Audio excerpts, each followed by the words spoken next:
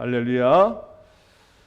오늘은 이제 소예언서 강해 설교 6번째 시간입니다. 오늘은 미가서에 대해서 함께 이야기를 나누려고 합니다. 미가서의 주인공은 미가죠, 그렇죠? 예언자 미가는 북이스라엘 멸망 시기 전후로 해서 예언자 활동을 했던 그런 선지자입니다. 북이스라엘이 멸망했던 시기는 주전 722년입니다. 이거를 잘 기억하면 좋겠어요. 북이스라엘은 722년도에 그때 이제 멸망을 하게 되는데 강대국 아수르에서 이제 멸망을 당하게 되어집니다. 미가는 그래서 이제 주전 735년부터 주전 701년까지 그렇게 한 34년 정도 이제 예언자로서 활동을 하게 되어집니다. 미가는 이 출신이 어디냐면 유다의 작은 마을인데 모레셋이라는 곳의 출신입니다. 근데 미가에 대해서 성경에서는 더 이상 설명이 없어요. 그래서 그의 아버지가 누군지, 어머니가 누군지, 또 그에 대한 정보가 전혀 없습니다. 다만 그가 이제 유다의 작은 마을 모레셋 출신이라고 이렇게 나와 있는 게 전부입니다.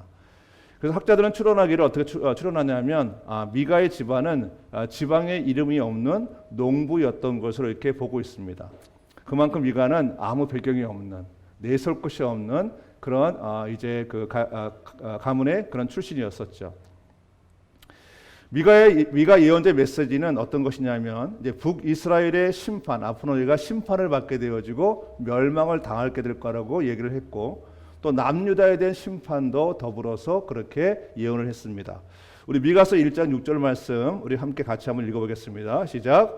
이러므로 내가 사마리아를 들의 무더기 같게 하고 포도심을 동산 같게 하며 또 그 돌들을 골짜기에 쏟아내리고 그 기초가 드러내며 이는 재앙이 여호와께로 말미암아 예루살렘 성문에 임함이라. 이는 그들이 사로잡혀 너를 떠났음이라. 아멘. 여기서 보면 사마리아는 북이스라엘의 수도이고 그리고 이제 예루살렘은 남유다의 수도인데 두 군데 전체를 다 뭐라냐면 심판에 대한 얘기 또 멸망된 얘기를 지금 하고 있습니다. 이런 이제 그 미가의 예언을 보면서 학자들이 궁금했던 것들이 있습니다. 어떤 거냐면 어떻게 작은 유다 마을에 모레셋 출신인 무명 예언가, 그러니까 미가라는 이름이 있지만 전혀 알려지지 않은 그런 무명 예언가가 예루살렘의 죄를 책망하고 또 사마리아의 허물을 꾸릴 수 있는가 하는 것입니다. 이것이 어떤 의미냐면 그는 존재 자체가 거의 미미한 사람인데 그 당시에 있는 최상위권에 있었던 이제 그런 기득권층 그리고 무엇인가 중심부에 있었던 그런 세력에 대해서 그렇게 거침없이 예언을 할 수 있었는가에 대한 궁금증이 생겨나게 되어진 거죠.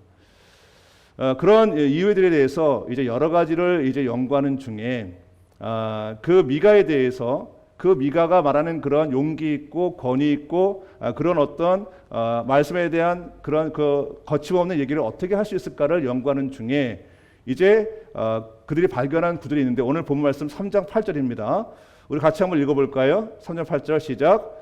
오직 나는 여호와의 영으로 말미암아 능력과 정의와 용기로 충만해져서 야곱의 허물과 이스라엘 죄를 그들에게 보이리라. 아멘.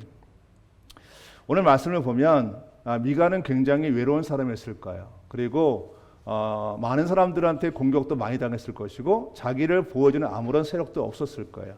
그러는 중에 미가는 자신이 어떤 사람이고 어떤 근거에서 그런 말씀을 선포하는가에 대해서 이제 본문에서 말을 하고 있는 거죠. 다시 미가서 3장 8절을 다시 한번 보겠습니다. 거기 보면 오직 나 미가는 여호와의 영으로 말미암아 능력과 정의와 용기로 충만해져서 야곱의 허물과 이스라엘 죄를 그들에게 보인다 이렇게 얘기하는 거예요. 그러니까 미가는 많은 질문을 받았겠죠. 네가 뭔데? 너는 이름조차 없는 그러한 저기 그 총구석에 있는 사람인데 네가 어떻게 이런 예언을 할 수 있느냐 이렇게 물었을 거예요. 너의 출신이 어디야? 이렇게 물을 수 있었을 거예요. 그럴 때 미가는 이 질문에 대해서 분명한 대답을 합니다. 미가는 자신을 예언자로 부르신 분은 뭐냐면 하나님의 영이라고 정확히 말을 한 거예요. 그래서 다시 미가서 3장 8절을 보면 다시 보겠습니다. 오직 나는 여호와의 영으로 말미암아. 그러니까 하나님의 영으로 말미암아 나는 정확하게 하나님의 부르심을 받은 예언자라고 정확히 얘기하는 거예요. 그리고 미가는 자신이 이렇게 예언을 할 수 있는 그 이유, 능력이 뭐냐면 바로 여호와의 영으로 말미암아 능력과 정의와 용기로 충만해졌기 때문에 나는 하나님의 말씀을 거침없이 선포한다고 얘기했던 것입니다. 즉 미가는 자신이 참 예언자임을 정확히 말을 하였고, 자신의 그런 권위가 어디서 오는지, 또 자신이 그런 예언 활동을 왜 하는지에 대한 동기에 대한 것을 정확히 얘기한 거죠. 그 중심이 뭐냐면 여호와의 영으로 말미암아. 할렐루야. 여호와의 영으로 말미암아 그런 충만해졌고, 그 충만한 것 가운데 자신에게 용기 주시는 하나님, 또 자신의 권위를 보이는 하나님의 그 말씀에 의지해서 정확하게 말씀을 전할 수 있었던 것입니다. 그러니까 미가에 있어서 예언자 활동의 동기와 말씀의 권위는 모두 하나님의 영에서 나온다고 스스로가 밝힌 것이죠. 오늘 이 말씀을 이렇게 보면서, 그러면 미가는 앞서 말씀드린 대로 미가라는 이름 외에, 그가 모레셋이라는 곳의 출신 외에 아무것도 없는 사람인데 갑자기 하나님의 사람으로 나와서 중심부를 향해서 거침없이 예언을 했던 34년 이상을 해왔던 그의 모습을 보면서 한번 우리에게 한번 적용을 한번 시켜봤어요. 하나님 앞에 붙들린 사람들은 자신이 어디서 났든, 자신의 부모님이 누구이시든 간, 또 자신의 출신이 어떤 것이든 간에 하나님 앞에 붙잡힘을 받은 사람들은 하나님의 일을 한다는 것이죠. 그런데 특히 이제 우리라도 그렇지만 보통 사회적인 유명도를 가지려면 어떤 출신에 대한 배경도 있어야 되고, 또 학벌도 있어야 되고, 어떤 부도 있어야 되는데, 사실 이런 것이 거의 없는 미가라는 무명 선지자가 활동했던 그 모습을 통해서 우리를 다시 한번 조명해 보는 시간을 갖겠습니다. 우리 민수기 11장 29절 함께 한번 읽어보겠습니다. 같이 있습니다. 시작. 그러자 모세가 그에게 말하였다. 내가 나를 두고 질투하느냐? 나는 오히려 주님께서 주님의 백성 모두에게 그의 영을 주셔서 그들 모두가 예언자가 되었으면 좋겠다. 아멘. 그렇죠? 모세는 자신과 같은 예언을 하고 있는 어떤 무리가 있었어요. 그들이 성령의 하나님의 영이 임하여서 갑자기 그들이 성령 충만해서 예언을 시작한 거예요. 그걸 보고 있던 여러 사람들이 모세에게 와서 저걸 멈추라고 얘기를 했어요. 그때 이제 모세가 뭐라냐면, 내가 나를 두고 질투하느냐? 나는 오히려 주님께서 주님의 백성 모두에게 그 영을 주셔서 그들 모두가 예언자가 되었으면 좋겠다는 얘기를 했어요. 그러면 이 모세의 말이 또 요엘서도 똑같이 나옵니다. 요엘서 2장 28절 함께 읽겠습니다. 같이 말씀 읽겠습니다. 시작. 그런 다음에 내가 모든 사람에게 나의 영을 부어주겠다. 너희의 아들 딸은 예언을 하고 노인들은 꿈을 꾸고 젊은이들은 환상을 볼 것이다. 할렐루야. 예수님의 시대가 다가오면서 다시 이 얘기가 이제 요엘서에서 부각이 되는 거죠. 근데 이 말씀 그대로 예수님이 이 땅에 오시고 나서 본격적으로 역사가 시작됩니다. 사도행전 2장 17절입니다. 우리 같이 말씀 한번 읽어보겠습니다. 시작. 하나님의 말씀하시기를 말세의 내 영을 모든 유체에게 부어주리니 너희의 자녀들은 예언할 것이요 너희의 젊은이들은 환상을 보고 너희의 누구들은 꿈을 꾸리라. 아멘. 오늘 이 세 절의 말씀을 보면 모두가 공통된 게 뭐냐면, 민수기에는 그의 영을 주셔서, 요엘서에는 나의 영을 부어주겠다 그러고, 사도행전 2장에서는 내가 내 영을 모든 육체에게 부어주겠다 얘기했어요. 근데 이런 것이 일어날 때 모두가 공통적으로 사용된 단어가 뭐냐면 예언이라는 단어예요. 그러니까 하나님은 우리를 이 땅에 예언자로 세우신 거죠. 그러면 하나님께서 이 예언자의 의미가 하나님의 말씀을 맡은 자로서 그 말씀을 전하는 자가 예언자입니다. 그러면 미가에게는 당시에 있었던 그 이스라엘 민족의 폐역, 하나님께 대한 어떤 그런 우상 숭배 이런 것이 창궐하면서 너희들 그러면 안 된다 해서 그들에게 말을 했고, 마치 너희들은 그걸 통해서 심판을 받게 될 것이고 멸망을 하게 될 것을 얘기를 했어요. 그러면 예수님 시대 이후로 사는 우리들, 지금 2000년도 21세기에 사는 우리에게 하나님은 우리에게 어떤 말씀을 우리에게 주셨을까? 우리가 어떤 말을 하나님의 말을 맡아서 얘기하길 원하실 거라면 보겠습니다.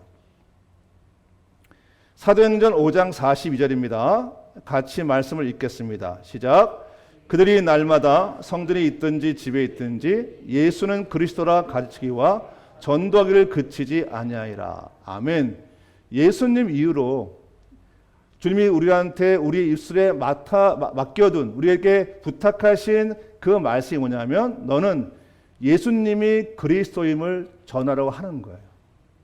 그러니까 우리들에게 예언자의 사명은 뭐냐면 우리가 복음을 가지고 많은 사람들한테 그것을 전하는 것이 우리가 예언자의 사명을 감당하는 것입니다. 주님은 우리에게 예수님은 우리의 구원자라는 말씀을 맡기셨어요. 말씀을 맡은 자로서 우리가 해야 될 것이 뭐냐면 많은 사람들에게 모든 사람들에게 복음을 전해야 한다는 것이죠.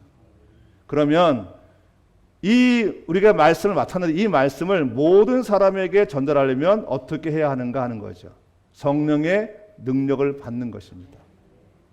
미가도 여호와 영이 그와 함께 있었고 또 요엘서도 여호와 영이 그와 함께 하겠다 얘기했고 사도 똑같은 얘기가 기록이 되어 있죠.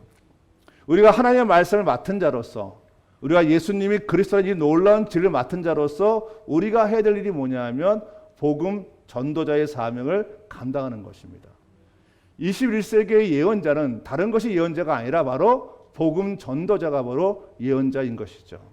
그러면 성령의 능력을 받으려면 우리가 어떤 것인가 대한 부분을 한번 보겠습니다. 사도행전 1장 8절입니다. 같이 말씀 있습니다. 시작. 오직 성령이 너에게 임하시면 너희가 권능을 받고 예루살렘과 온 유대와 사마리아와 땅끝까지 이르러 내 증인이 되리라 하시니라. 아멘. 똑같죠.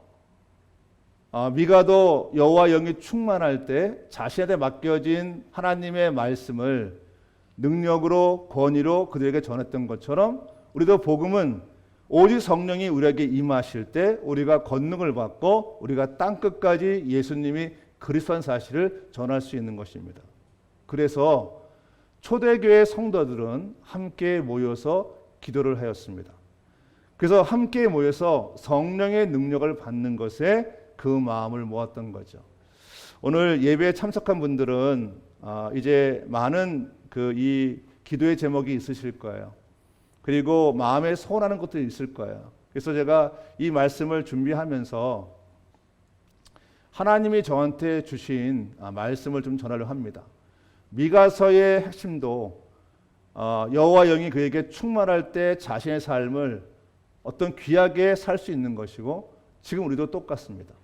만약에 미가가 하나님의 말씀을 맡은 자로서 그가 사랑했던 이스라엘 또 남유다에 대한 경고를 통해서 그들을 다시 회복시키는 노력이 있었다 그러면 지금 우리들은 하나님의 복음을 가지고 땅끝까지 전하는 것이 우리의 사명이고 그것이 삶의 목적이기도 합니다. 지금 함께 예배드리는 많은 분들 중에는 이제 앞서 말씀드린 대로 지금 이 시간을 통해서 무엇인가 응답받기를 원하시는 분이 많이 계시겠죠. 경제적인 부분, 가정적인 부분, 다른 질병의 부분 모든 것이 많이 있겠죠. 이 많은 것을 가지고 이 많은 우리의 기도 제목이 있는데 이것이 우리들에게 너무 중요하고 우리에게 지금 필요한 것이지만 그보다 먼저 중요한 것이 있다는 거예요. 우선순위가 있다는 거예요. 우리가 아프든 건강하든 우리가 재물이 있든 재물이 없든 간에 내가 지금 기쁘든 슬프든 상관없이 우리가 먼저 해야 될 일이 있다는 것이죠. 우리 성경책 있으시면 성경책을 한번 이 시간 펴주시기 바랍니다. 마태복음 6장 33절입니다. 지금 모든 분들 한번 성경책을 펴시고 그 말씀을 꼭 같이 한번 봤으면 좋겠습니다. 마태복음 6장 33절에 이렇게 기록이 되어 있습니다. 그런즉 너희는 먼저 그의 나라와 그의 의를 구하라. 그리하면 이 모든 것을 너희에게 더하시리라. 아멘. 오늘 이 말씀이 사실은 우리 모두에게 들려지기를 원합니다. 요즘 제가 이제 목회를 하면서 늘 저에게 다가오는 어떤 만남들이 있어요. 그 만남들 중에는 삶의 위기에 빠진 분들이 많이 있습니다. 그래서 이런 것 때문에 힘들고 저런 것도 힘들고 이런 얘기를 많이 하세요. 그럴 때 그분을 위로해드리고 또 때로는 기도해드리고 안수도 해드리지만 우리 삶의 근본적인 부분이 있는 거예요. 우리가 어떤 상황에 있든 간에 우리에게 가장 중요한 건 하나님의 영광을 위해서 살 때 우리의 삶에 놀라운 일이 있는 것이죠. 오늘 마태복음 6장 34절 그 앞에 이렇게 얘기합니다. 주님이 그러므로 염려하여 이르기를 무엇을 먹을까 무엇을 마실까 무엇을 입을까 하지 말라. 그런 걱정을 하지 말라. 이는 다 이방인들이 구하는 것이라 너희 하나님 아버지께서 이 모든 것이 너에게 있을 줄 아신다 얘기했어요. 그러니까 우리가 현재 있는 이 어려움을 주님은 해결할 걸 이미 아시는 거예요. 그러면서 뭘 하시냐면 그런즉 너희는 먼저 그 문제보다는 좀 더 높은 차원의 기도를 하라는 거예요. 좀 더 높은 차원의 하나님 정말 원하시는 일을 하라는 거죠. 너희는 먼저 그의 나라와 그의 의를 구하라는 거예요. 그것이 무엇일까요? 우리에게 맡겨진 사명들. 예수님이 우리의 구세주이심을 전하는 것에 우리의 마음을 둬야 한다는 것입니다. 그러면 이 모든 것, 너가 지금 고민하고 아파하고 힘들어하는 그 문제를 주님께서 친히 해결하신다고 말씀을 하고 있는 것입니다.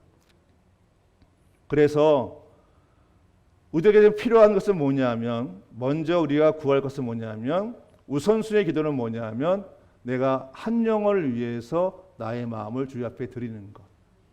내가 어디 있든 간에 그것이 바로 내가 성령으로 충만함을 입은 사람들의 영적인 상태입니다.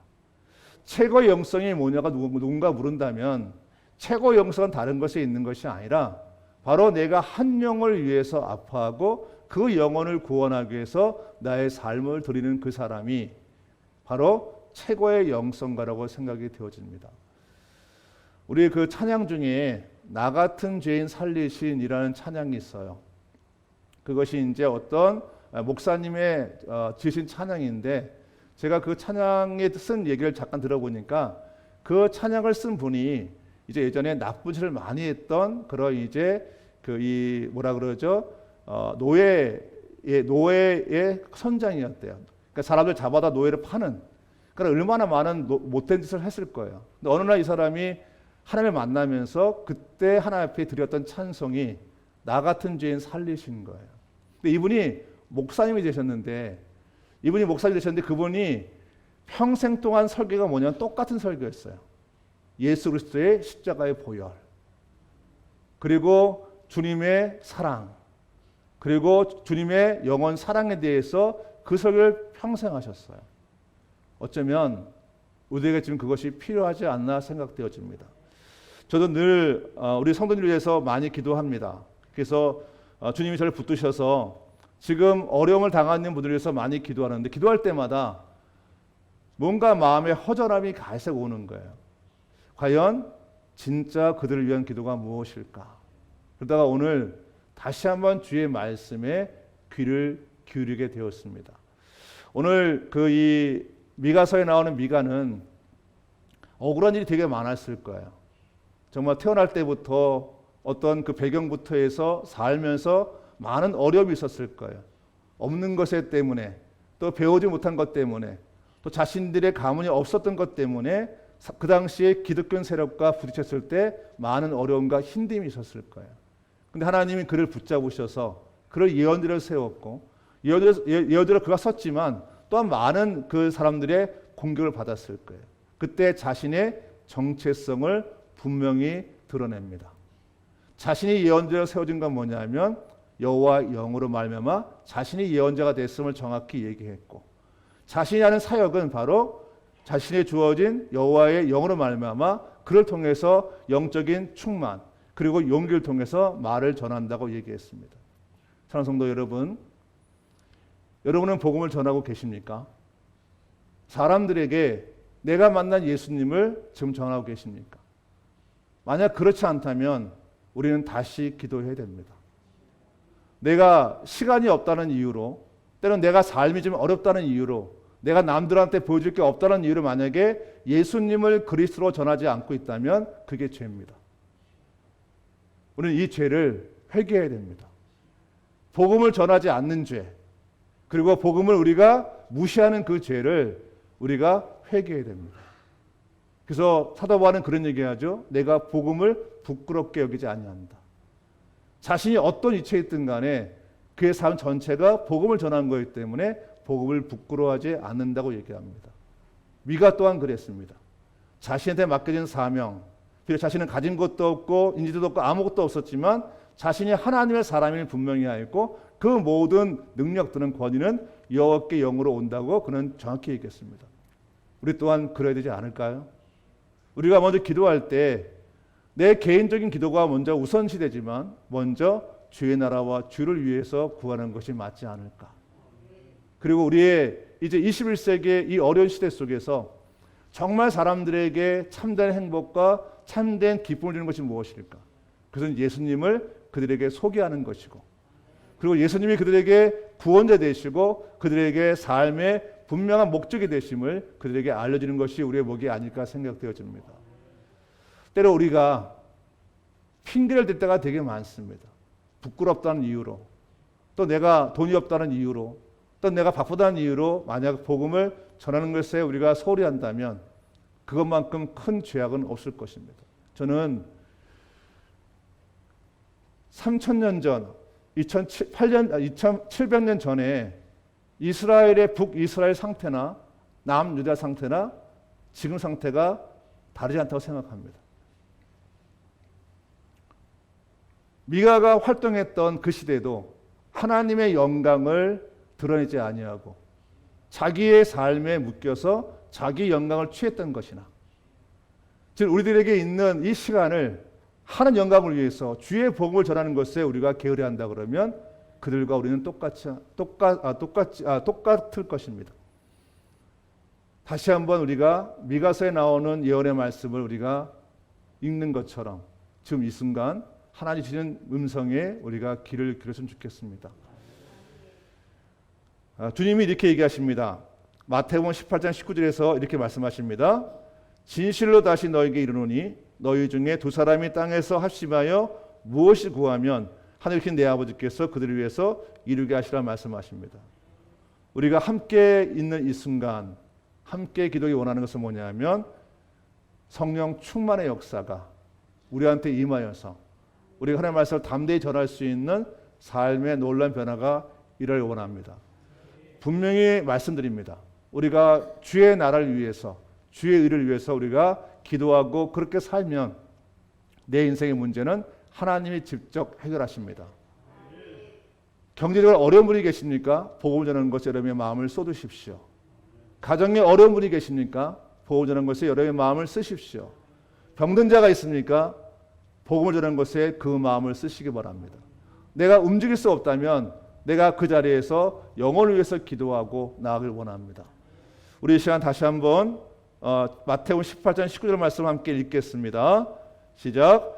진실로 다시 너에게 이르노니 너희 중에 두 사람이 땅에서 합심하여 무엇인지 구하면 하늘에 계신 내 아버지께서 그들을 위하여 이루시게 하시리라. 아멘. 우리가 이 말씀을 붙잡고 우리가 미가처럼 또 초대교회 성도들처럼 성령 충만의 역사가 우리 함께 있기를 원합니다.